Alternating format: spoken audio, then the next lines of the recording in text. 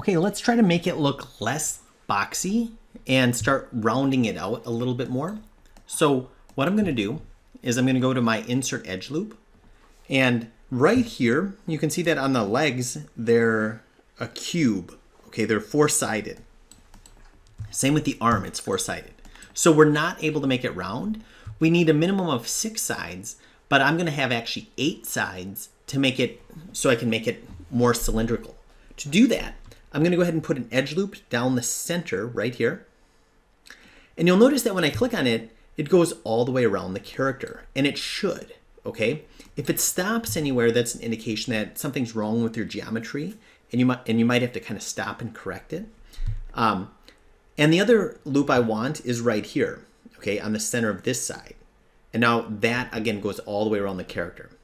Now, you don't want to just be kind of like just click, click, click, click, click, click, click. You should be very strategic about where you're clicking and why. And the reason that I'm doing that is I'm going to circularize it.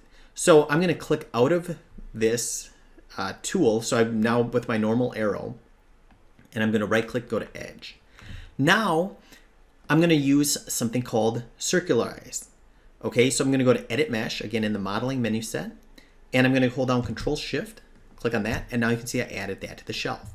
So what's cool about that is if I double click, like if I double click on this edge, and if I click on this, it will make it rounder. Okay, you can see here that it made it rounder.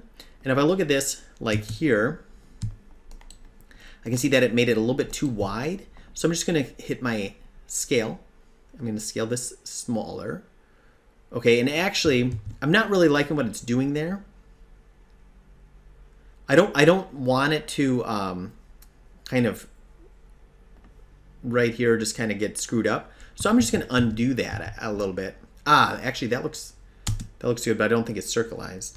If I double click on this one, let me try it on this one, circularize.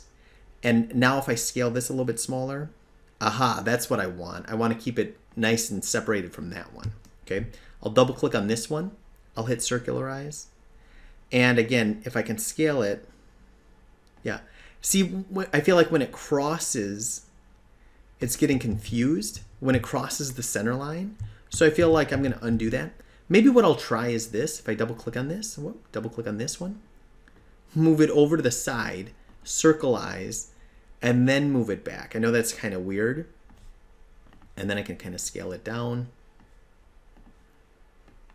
and then move it over. Yeah, that looks pretty good. So what I could do is I could double click on this one, and I'm just going to move it away from the center line just for a second, circularize, then I'm going to go to my move, bring it back, and then I'm going to go to scale, and I'm going to scale it uniformly from the center. Again, I know that's a little weird, and I'll go ahead and scale that a little bit wider. But we can see how nice and round we're getting the legs. Okay, now it's not really going to work at transition points that aren't able to select all the way around, like at the hips here, but we can circularize that a different way.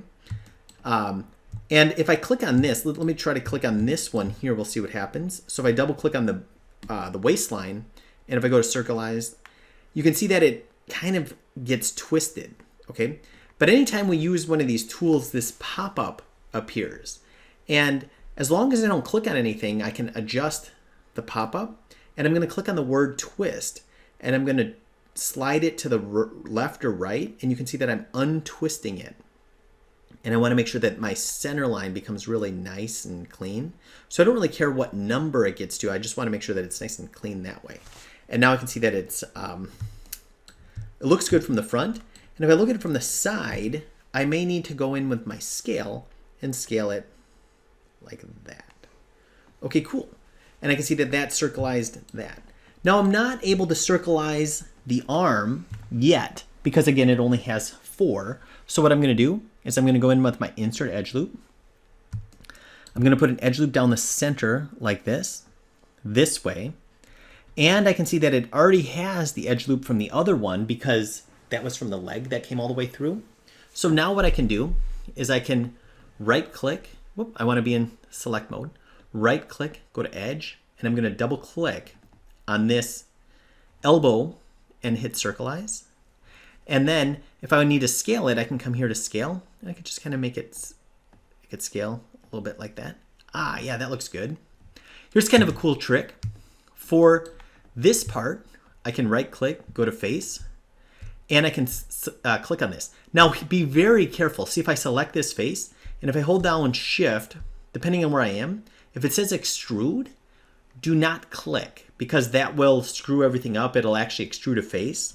So you want to be careful that you don't do that. So one way that you can get away from that is if I zoom up a little bit closer, you can see it's a little bit safer to select. Okay.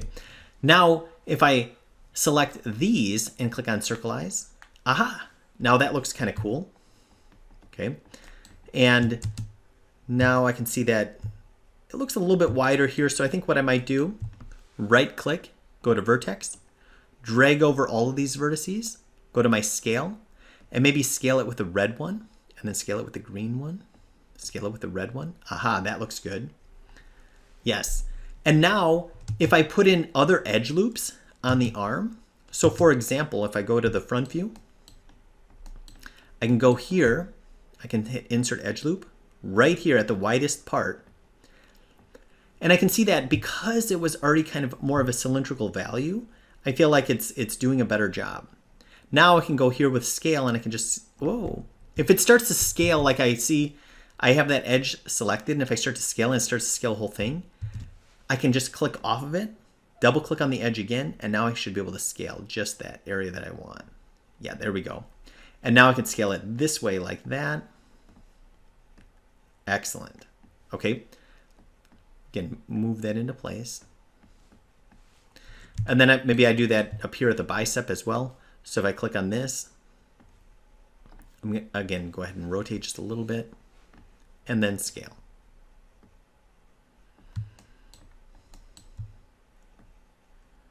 Okay, excellent. And now we can start to see that I'm starting to round this out. Now, some other areas that it might be tougher, what I can do is I can just select, I'm going to call this the corner edge, and I can just manually push this back. And I'm kind of looking at, okay, rounding this out, just kind of more of a cylinder. So I'm going to kind of have this, obviously this one farthest back, and then have that kind of rounded like that. Then same with this, I'm just going to kind of push this back. Notice I'm not aligning it to the image, I'm just kind of like eyeballing it right now. Same with this, I'm just going to take this, push this back, and then this one, and again this next one just a little bit. So again, that's the farthest point out. And I'm going to kind of do that with this one.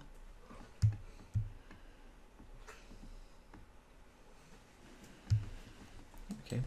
Same with the back here. I'm going to go to, again, the farthest point out. I'm going to push that in.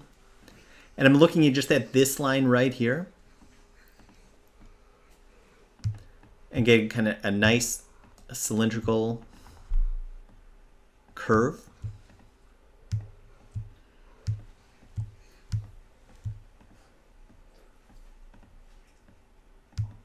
Excellent.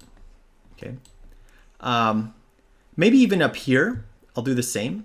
So I'm just going to push this in just a little bit.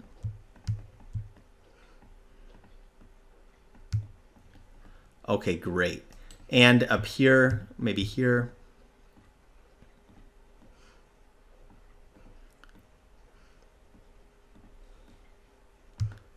Again, just kind of eyeballing, or yeah, just kind of eyeballing, not really super tight to the image. I'm just kind of using common sense, if you will. Okay, great. And now I can see that it's starting to look a little bit more rounded. And if I just rotate around, I can kind of see that maybe I need to go in this way as well.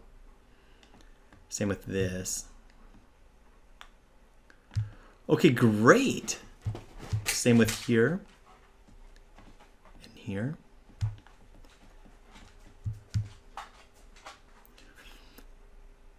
All right, our character is starting to look like it's coming alive.